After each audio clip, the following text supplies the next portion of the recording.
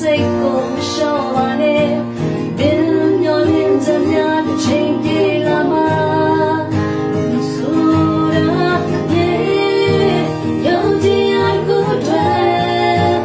သက်ကိုယ်တော်စတေးကြရမယ်မြင်ရဲ့ဘဝမှာအကိုယုံကြည်လေယုံကြည်ရကိုတွေ့ဆုံးတဲ့ရှောင်းလာမှာ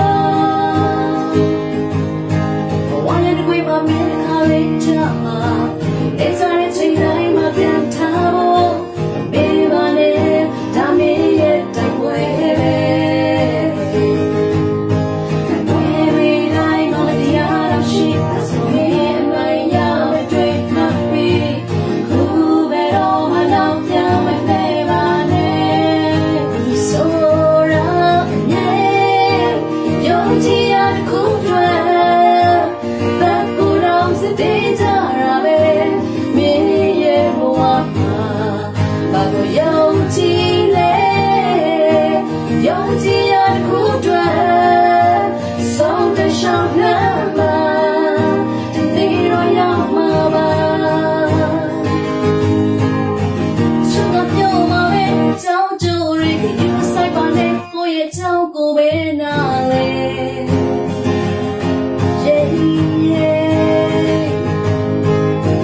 ကျူကပြူမပဲတောင်းကျူရီကယူဆိုင်ပါလေကိုရဲ့တောင်းကိုပဲနာလေ